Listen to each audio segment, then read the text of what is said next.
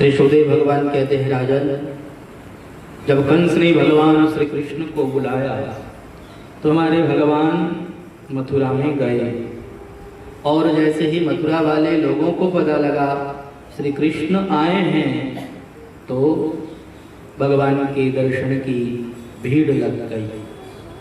सारे के सारे लोग अपने अपने घरों से बाहर निकल करके आ गए और भगवान का भव्य स्वागत करने लगे।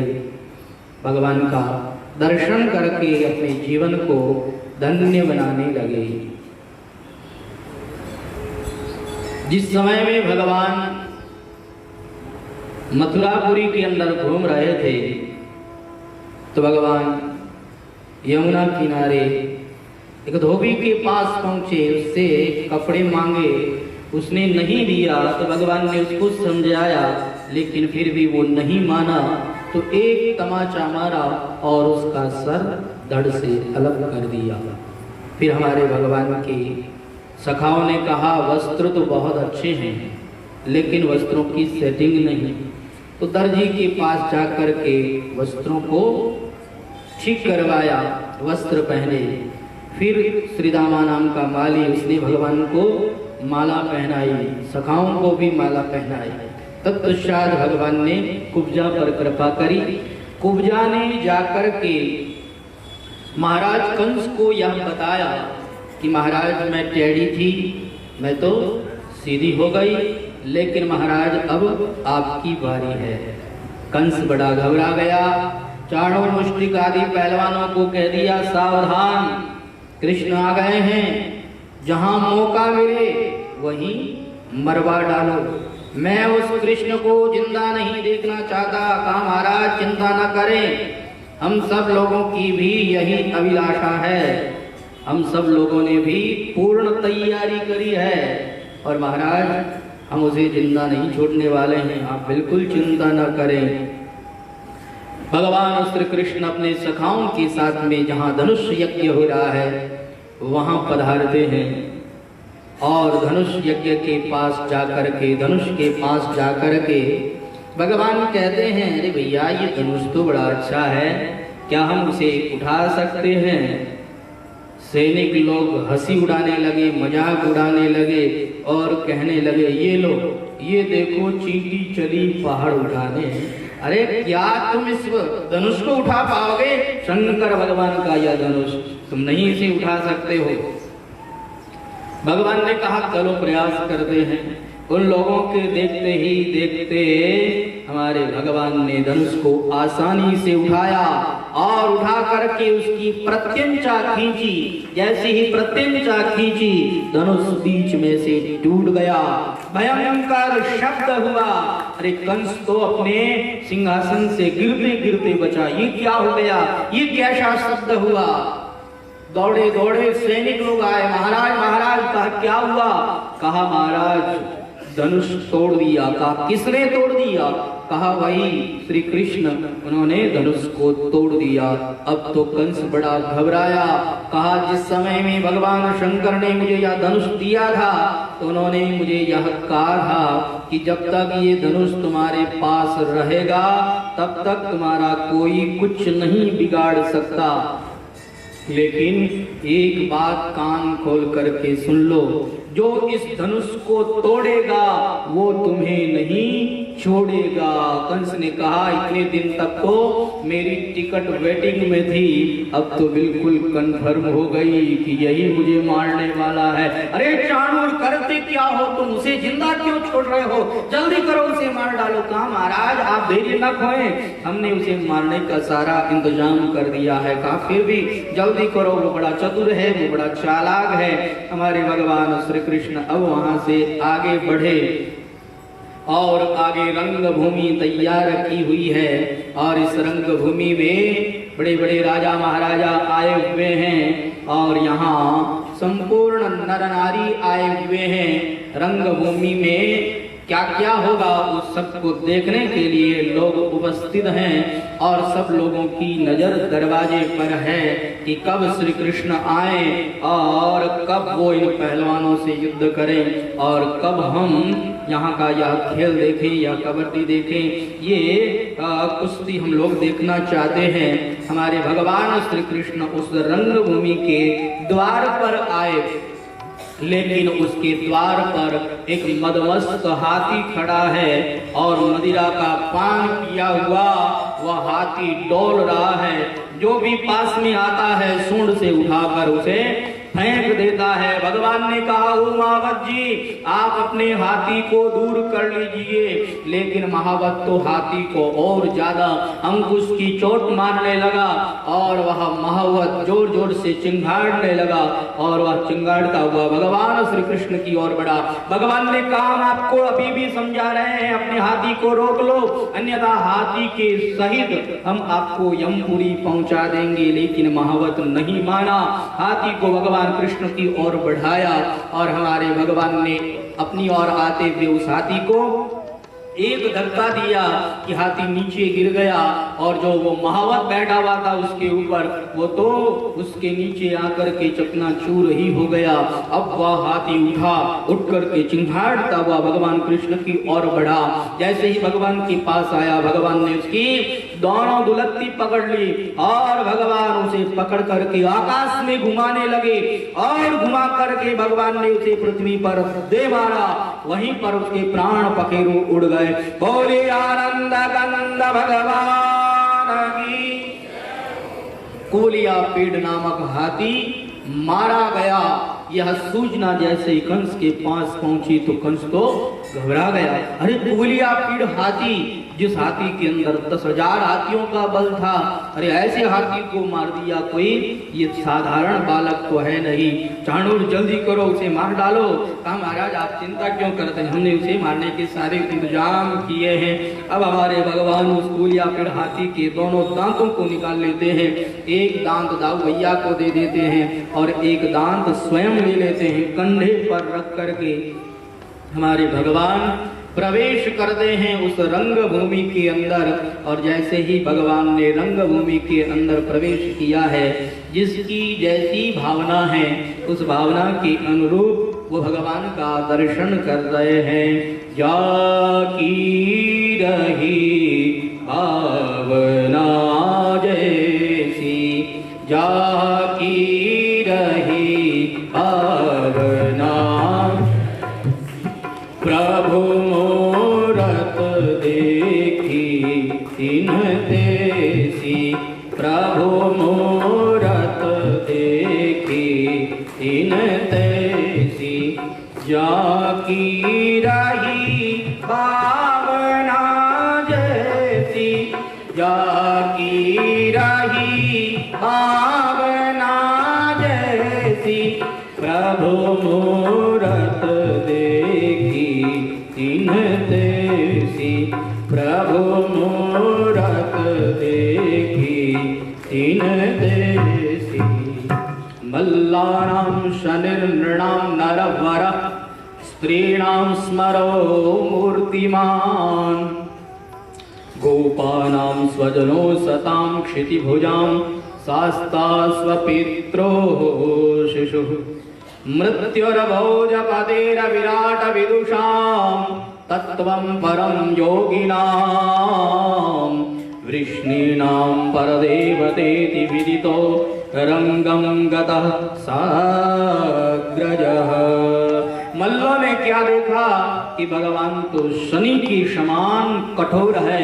मल्लानाम शनिर नृणाम नरवरः, और मानवों ने जब भगवान को देखा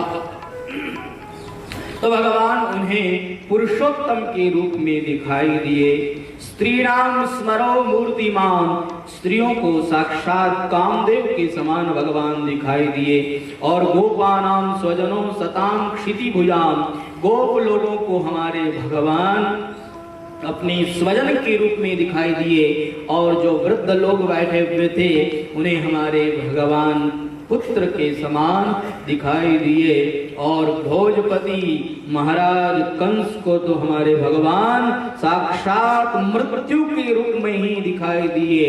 मृत्युर भोजपते विराट विदुषाम, और विद्वत जनों को हमारे भगवान विराट रूप में दिखाई दिए। योगियों को भगवान तत्व के रूप में दिखाई दिए। वृष्णिवंशियों को भगवान अपने वंशज के रूप में दिखाई दिए। इस तरह से भगवान रंग भूमि के अंदर प्रवेश कर रहे हैं। जिसकी जैसी भावना है उस भावना के अनुरूप वो भगवान का दर्शन कर रहे हैं। इतने में चाणूर आगे आया और चाणूर ने आगे आकर के भगवान को ललकारा और कहने लगा, हे नंद सुनो, हे रामा भवन्तौ वीर सम्मतौ नियुद्ध कुशलौ श्रुत्वा राज्ञाहूतौ दिदृक्षुणा। हे बलराम, हे कृष्ण, हमारे महाराज ने तुम्हारे पराक्रम के विषय में सुना है और हमारे महाराज की इच्छा है कि तुम अपना बल, अपना पराक्रम यहाँ पर दिखाओ और हमारे महाराज संतुष्ट होकर के तुम्हें इनाम देंगे। आओ, आकर के हमारे साथ युद्ध करो। भगवान हंसने लगे, मुस्कुराने लगे और कहने लगे, अरे चाणूर जी, आप ये क्या कह रहे हैं? कहीं आपने भांग तो नहीं खा रखी है? आप इतने बड़े बड़े पहलवान और हम छोटे छोटे नन्हे नन्हे बालक। ना ना, ये कुश्ती तो बराबर वालों में होती है। ना ना, आपके साथ युद्ध करने में तो हमें डर लगता है। चाणूर कहने लगा, अच्छा अब बालक बन रहे हो? अरे अभी अभी कूलिया पेड़ हाथी को तुमने मार दिया और अपने आप को तुम बालक कह रहे हो। न बालो न किशोरस्त्वम बलश्च बलिनाम्बरः, तुम न बालक हो न किशोर हो, अरे तुम तो बलवानों में श्रेष्ठ हो। इसलिए आओ हमारे साथ युद्ध करो। भगवान ने कहा, ये उचित तो नहीं है, लेकिन अगर तुम्हारी इच्छा है तो तुम्हारी इस इच्छा को हम जरूर पूर्ण करेंगे। ताल ठोक करके हमारे भगवान खड़े हो गए और चाणूर आया, भगवान के साथ दो दो हाथ करने लगा। हाथ से हाथ भिड़ गए, जंघाओं से जंघाएं भिड़ गई, छाती से छाती भिड़ गई और घमासान युद्ध आरंभ हो गया। श्री बलराम भैया ने मुष्टिक को पकड़ लिया और मुष्टिक के साथ बलराम भैया युद्ध करने लगे। युद्ध करते करते बहुत देर हो गई। कंस ऊपर से बैठा बैठा चिल्लाने लगाया, अरे क्या कर रहे हो चाणूर? इस बालक को नहीं मार पा रहे हो? जल्दी करो, इस बालक को मार डालो। चाणूर को थोड़ा जोश आया और उसने भगवान को एक तमाचा मार दिया। लेकिन जैसे हाथी पर कोई फूल फेंके, हाथी को क्या फर्क पड़ता है? हमारे भगवान को कोई फर्क नहीं पड़ा। भगवान ने कहा, चाणूर जी, आपने अपनी बारी निकाल ली, अब मेरी बारी है, सावधान। ऐसा कहकर के भगवान ने एक तमाचा मारा, चाणूर का वहीं चूर्ण हो गया। बलराम भैया ने कहा, मैं क्यों पीछे रहूं? मुष्टिक को एक मुष्टि मारी, मुष्टिक को भी वहीं समाप्त कर दिया। बोलिए आनंद कंद भगवान की। सलतोषल आदि पहलवान आए, भगवान ने खेल ही खेल में उनको भी समाप्त कर दिया। अब तो केवल एक कंस बचा और वह अपने स्टेज से अपने सिंहासन पर बैठा बैठा चिल्लाने लगा, अरे सैनिकों, देखते क्या हो, जल्दी करो, इस कृष्ण बलराम को जेल के अंदर बंद कर दो और इसकी जो अनुयायी है, इसका जो पक्ष लेने वाले हैं, सबको जेल के अंदर बंद कर दो। सैनिक लोग हंसने लगे, अरे तुम हमारी आज्ञा का उल्लंघन कर रहे हो, हंस रहे हो। कहा, महाराज, अब हम आपसे नहीं डरने वाले। आज तक हम इसीलिए डर रहे थे कि आपके ऊपर कोई नहीं था, लेकिन अब तो आपके ऊपर वाला भी कोई आ गया है, अब तो आपको दंड देने वाला भी कोई आ गया है, इसलिए अब हमें आपसे कोई डर नहीं रहा। कहा, अरे तुम हमारी आज्ञा का उल्लंघन कर दे, हम तुम्हें नौकरी से बाहर कर देंगे। कहा, बाहर जब करोगे, जब आप रहोगे तब करोगे, रहोगे नहीं तो क्या करोगे? अब तो वो चिल्ला रहा है, विनाश काले विपरीत बुद्धि, विपरीत बुद्धि हो गई है और अंट संट बक रहा है। भगवान उसके पास गए, मामा जी को प्रणाम करने लगे। मामा जी ने तलवार उठाई, भगवान पर वार किया, लेकिन भगवान गायब हो गए। इस तरह से भगवान उसके साथ खेलने लगे और खेलते खेलते भगवान ने उसकी दुलत्ती पकड़ ली, दोनों टांगे पकड़ ली और पकड़ करके भगवान ने जोर से उसे स्टेज से नीचे फेंक दिया और भगवान उसकी छाती पर जा करके बैठ गए। अब भगवान उसके बाल पकड़ करके जोर से खींचने लगे और कहने लगे, कहो मामा जी दर्द हो रहा है कि नहीं? कहा बाल खींचने से तो दर्द ही होगा, बहुत दर्द हो रहा है। कहा याद करो आपने इसी तरह से मेरी माँ देवकी के बाल खींचे थे, बाल खींचने से क्या दर्द होता है अब महसूस करो। अब हमारे भगवान ने आकाश की ओर देखा, सारे देवता लोग इस दृश्य को देख रहे हैं और उन सभी देवताओं के देखते ही देखते भगवान ने उस कंस की छाती पर एक जोर का मुक्का मारा कि कंस की वहीं प्राण पखेरु उड़ गए। बोलिए आनंद कंद भगवान की। कंस मारा गया, चारों ओर शांति ही शांति हो गई। अब तो सब लोग बड़े प्रसन्न हो गए। हमारे भगवान ने जेल के अंदर जो भी लोग बंद थे उन सब को जेल से मुक्त कराया और हमारे भगवान ने सर्वप्रथम श्री उग्रसेन जी महाराज को जेल से मुक्त कराया। तत्पश्चात अपने माता पिता को जेल से मुक्त कराया। माता पिता के श्री चरणों में भगवान ने प्रणाम किया और प्रणाम करके बारंबार उनसे क्षमा याचना करने लगे। हे मेरे इस शरीर के माता पिता, आपके श्री चरण कमलों में मैं बारंबार नमन करता हूँ, प्रणाम करता हूँ और आपसे मैं क्षमा याचना करता हूँ कि मैं आपकी सेवा नहीं कर सका।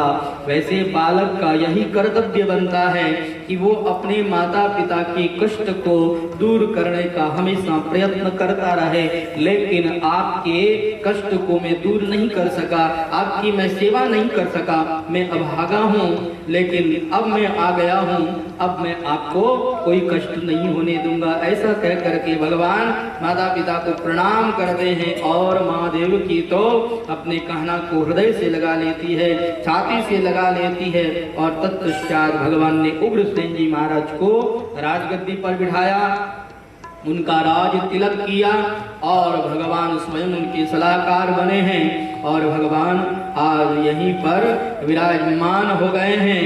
तत्पश्चात हमारे भगवान का यज्ञोपवीत संस्कार हुआ है और यज्ञोपवीत संस्कार कराने के बाद में भगवान का चूड़ाकरण संस्कार हुआ है। चूड़ाकरण संस्कार किसे कहते हैं? ये जो हमारे शिखा होती है, ये जो चोटी होती है, ये भी एक संस्कार है। देखिए, जिस हिंदू की चोटी नहीं है, जिस हिंदू की शिखा नहीं है, वो हिंदू कहलाने लायक ही नहीं है, क्योंकि हिंदू की पहचान ही चोटी और धोती से होती है। अगर हमारी चोटी और धोती नहीं तो हम हिंदू किस बात के? हम हिंदुओं को अपना धर्म का चिन्ह रखने में शर्म आती है। अगर चोटी रखने के लिए कहा जाए तो तुरंत 1000 बहाने बनाएंगे, महाराज ये हो जाता है, वो हो जाता है, बच्चे चिढ़ाते हैं, लोग चिढ़ाते हैं, इस तरह से 1000 बहाने बनाएंगे और अपने धर्म का पालन नहीं करेंगे। कभी आपने अन्य धर्म के जो लोग हैं उनको देखा है क्या? कभी वो लोग अपने धर्म के चिन्हों को रखने में शर्म महसूस करते हैं क्या? कभी वो मना करते हैं? उन लोगों को देखिए अपने धर्म में वो कितनी रुचि रखते हैं और अपने धर्म का वो कितना रुचि पूर्वक पालन करते हैं। लेकिन हम हिंदू लोग ऐसे हो गए हैं कि हमें अपने धर्म का पालन करने में ही शर्म आती है। हमारे संत कहते हैं कि जिसको अपने धर्म का पालन करने में शर्म आती हो उसको चुल्लू भर पानी में डूब मरना चाहिए। धर्म का पालन करने में और शर्म आ रही है तो हम किस बात के हिंदू हैं? हिंदू की तो पहचान ही चोटी और धोती होती है, तो हिंदू मात्र को चोटी और धोती रखनी चाहिए। हम हिंदुओं की ये पहचान है। और देखिए, हम हिंदुओं का जो धर्म है वह सनातन धर्म है और सनातन धर्म में कोई भी ऐसा कार्य नहीं है जिसके पीछे कोई कारण न हो। हर कार्य के पीछे कोई न कोई कारण छुपा हुआ है। हम चोटी रखते हैं तो यह चोटी केवल दिखावा मात्र ही नहीं है, इस चोटी का एक वैज्ञानिक कारण भी है। कहते हैं जिस व्यक्ति की चोटी होती है उस व्यक्ति की बुद्धि प्रखर होती है, उस व्यक्ति की बुद्धि तेज होती है और वह व्यक्ति मार्मिक से मार्मिक बात को, गहरी से गहरी बात को भी समझ लेता है, क्योंकि जिसकी चोटी होती है उसकी बुद्धि प्रखर होती है। इसलिए चोटी हिंदू मात्र को होनी चाहिए। और आपको एक आध्यात्मिक कारण भी बताते हैं, जिस व्यक्ति के चोटी नहीं होती है उसके द्वारा दिया गया श्राद्ध तर्पण उसके पितर स्वीकार नहीं करते हैं। जिसके चोटी होती है उसी के द्वारा दिया गया श्राद्ध और तर्पण उसके पितर स्वीकार करते हैं। अगर आपके चोटी नहीं है, भले ही कितना ही श्राद्ध करो, तर्पण करो, आपके पितर स्वीकार नहीं करते हैं। चोटी होती है तभी आपके धार्मिक अनुष्ठान सफल होते हैं। आप तीर्थ यात्रा करते हैं, अनुष्ठान करते हैं, जप करते हैं, तप करते हैं, यज्ञ करते हैं, वो सभी बिना चोटी के निष्फल हैं। अगर आपकी चोटी है तो इन सबका आपको पुण्य मिलेगा, और आपके अगर चोटी नहीं है तो आपको इन सब का कोई पुण्य नहीं मिलेगा। ये सब व्यर्थ माने गए हैं बिना चोटी के। तो चोटी हिंदू मात्र को होनी चाहिए और हमें अपने धर्म का पालन करने में शर्म नहीं आनी चाहिए। अपने धर्म का पालन तो हमें गर्व के साथ करना चाहिए। हमें गर्व के साथ कहना चाहिए कि हम हिंदू हैं, हम भारतीय हैं और हमारा धर्म सनातन धर्म है। हमें अपने और इस धर्म पर गर्व होना चाहिए। अपने धर्म का पालन करने में हमें शर्म नहीं आनी चाहिए। तो हमारे भगवान का चूड़ाकरण संस्कार हुआ है और तत्पश्चात भगवान को विद्याध्ययन करने के लिए सांदीपनी ऋषि के यहाँ पर सांदीपनी आश्रम में उज्जैन में भेजा गया है। और यहाँ हमारे भगवान ने सांदीपनी ऋषि को प्रणाम करके उनसे शिक्षा लेनी आरंभ करी है। तो 64 दिन में भगवान ने 64 कलाएं सीख ली है। और जब भगवान की विद्या पूर्ण हो गई तो गुरुदेव को प्रणाम करके कहते हैं कि हे गुरुदेव, मैंने आपसे शिक्षा ग्रहण करी है तो मैं आपको गुरु दक्षिणा के रूप में कुछ देना चाहता हूँ। हाँ, धन्य है इस संसार के ऋषि मुनि महात्मा। वो क्या कहते हैं? अरे भगवान उनसे मांगने के लिए कह रहे हैं, लेकिन वो ऋषि, वो महात्मा धन्य हैं। उन्होंने क्या कहा, ध्यान पूर्वक सुनना। उन्होंने कहा कि इस संसार का जो मालिक है, जो त्रिलोकी का नाथ है, वो मेरा शिष्य बन गया। इससे बढ़िया मेरा और सौभाग्य क्या हो सकता है? इससे बढ़िया आप मुझे और क्या दे सकते हैं?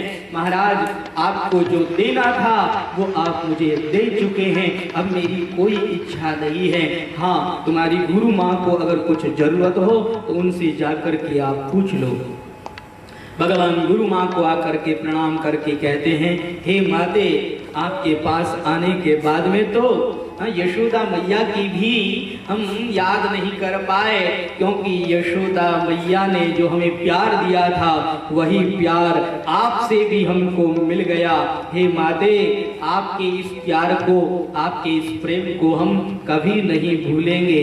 हे माते, अब हम शिक्षा पूर्ण करके जा रहे हैं, तो बताइए हम आपको क्या दें? गुरु दक्षिणा में हम कुछ देना चाहते हैं। कहा, देखो कन्हैया, जब से तुम आए तो तुम्हारा लाड प्यार करने में मैं अपने पुत्र को भी भूल गई। देखो, मेरा एक पुत्र था जो कि समुद्र में डूब करके मर गया। अगर आप मुझे कुछ देना ही चाहते हो तो अपने उस पुत्र को वापस लौट करके, मैं देखना चाहती हूँ, उसे लौटा करके लेकर के आ जाओ। भगवान ने तुरंत कहा, अभी जाता हूँ। तुरंत भगवान समुद्र के पास गए। कहा, मेरा गुरुपुत्र कहाँ है? कहा, महाराज मेरे पास तो नहीं है। लेकिन मेरे यहाँ एक दैत्य रहता है शंख की आकृति में, आप उसे जाकर के पूछ लें। तब भगवान आए, आकर के भगवान ने उस दैत्य का वध किया और वो जो शंख की आकृति में रहता था तो उस शंख को भगवान ने ले लिया। वह शंख कौन सा शंख था? पांचजन्य शंख। भगवान ने उस शंख को लेकर के और उसमें फूंक भरी। उस शंख को भगवान ने यमपुरी में जाकर के बजाया तो यमराज जी तुरंत उठ करके खड़े हो गए। ये तो हमारे भगवान श्री कृष्ण का संग है। तुरंत दौड़े दौड़े आए और आकर के भगवान को प्रणाम किया। महाराज आप कैसे आए? मुझे बुला लिया होता, मैं आ जाता, आपकी सेवा में उपस्थित हो जाता। कहा ये सब बातें छोड़ो और गुरुपुत्र प्रदीयताम, मेरे गुरुपुत्र को आप मुझे लौटा करके दे दो, ला करके दे दो। कहा महाराज अभी जाता हूँ, अभी लेकर के आता हूँ, आप बस यहीं पर खड़े रहिएगा। अब देखिए आप यमराज जी की शिष्टता को। हमारे यहाँ भारतीय संस्कृति में अगर कोई घर पर मेहमान आए तो सबसे पहले हम उसे भीतर लेकर के जाते हैं, फिर जलपान कराते हैं, फिर भोजन का पूछते हैं और उनके साथ बैठते हैं, बातचीत करते हैं। लेकिन यमराज जी ने तो भगवान को बाहर ही खड़ा कर दिया और कहा आप यहीं खड़े रहिए, मैं यहीं पर आपके गुरुपुत्र को ला कर के दे देता हूँ। तो क्या आपको यमराज जी का ये आचरण उचित लगता है? ऐसा तो यमराज जी को नहीं करना चाहिए था, लेकिन यमराज जी की भी मजबूरी है। यमराज जी ने कहा कि अगर मैं भगवान को भीतर लेकर के जाता हूँ, भीतर क्या है?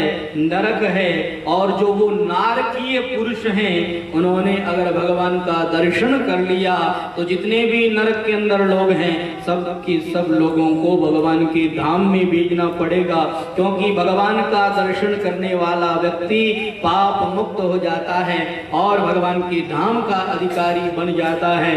यमराज जी ने सोचा कि मेरा तो ये नरक लोक खाली ही हो जाएगा, इसलिए कहा आप यहीं पर खड़े रहें। हमारे भगवान वहीं पर खड़े रहे। अब उन्होंने गुरुपुत्र को ला करके दिया। गुरुपुत्र को लेकर के भगवान सीधे माता के पास में आए और माता को आकर के हमारे भगवान ने गुरुपुत्र दिया।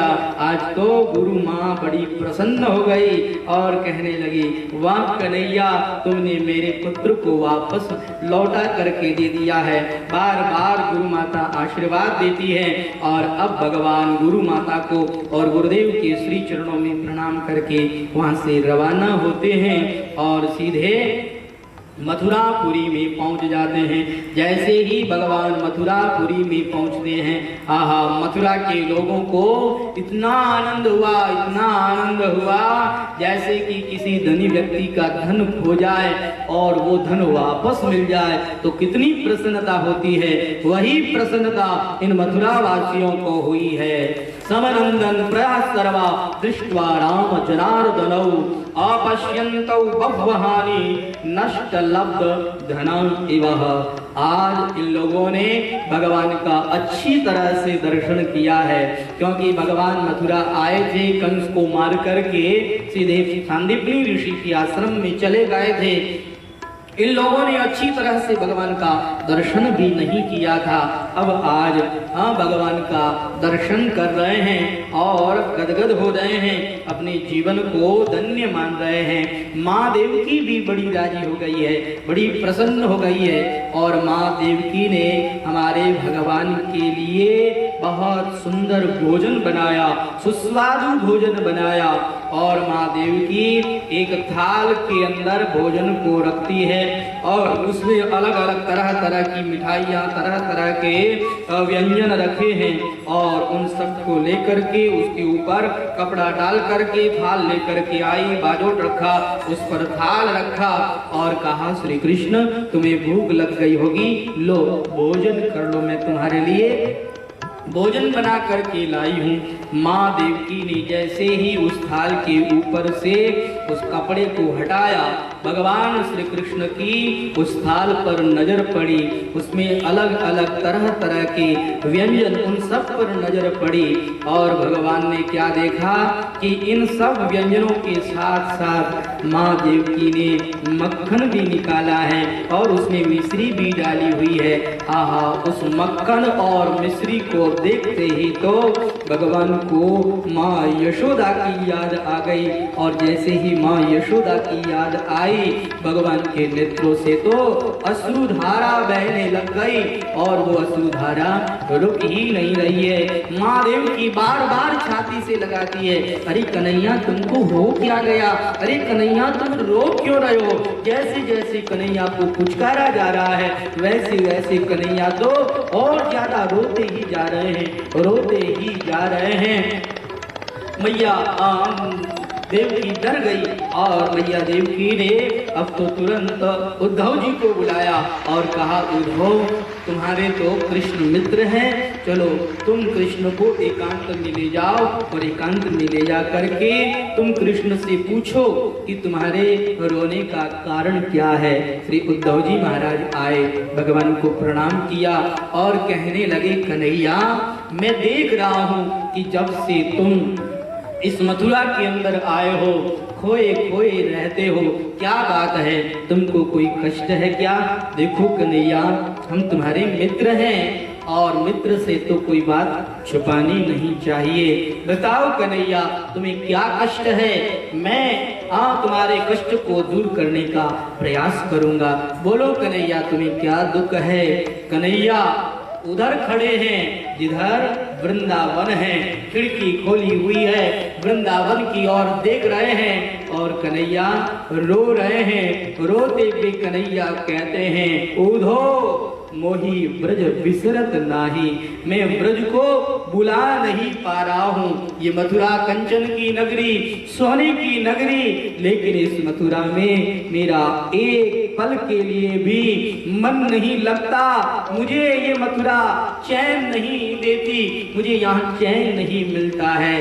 हे उद्धव मुझे अपनी मैया की याद आती है, मुझे अपने बाबा की याद आती है, मुझे गोपियों की और मुझे अपने मित्रों की याद आती है, मुझे अपनी गैया मैया की याद आती है, उन सब की मुझे याद आती है। कहा, अरे कन्हैया उन सबको याद कर कर के तुम रो रहे हो। अरे तुम नहीं जानते, शास्त्र कहता है कि जिसका संयोग होता है उसका वियोग भी होगा, जिससे हम मिले हैं उससे हम बिछुड़ेंगे भी। इस संसार का यह नियम है। जब ये नियम है तो वियोग में दुखी नहीं होना चाहिए। बुद्धिमान वही है जो संयोग में राजी नहीं होता और वियोग में दुखी नहीं होता। भगवान ने कहा, उद्धव ये सब ज्ञान की बातें, ये ज्ञान की बातें तुमको अच्छी लगती होगी, लेकिन जो प्रेम करने वाला है, जो प्रेमी होता है, उसको ये ज्ञान की बातें अच्छी नहीं लगती। और उद्धव जिसके पास ज्ञान का अभिमान होता है वह व्यक्ति इन प्रेम की बातों को समझ भी नहीं सकता है। ये तो प्रेम की बातें हैं उद्धव, ये तो प्रेम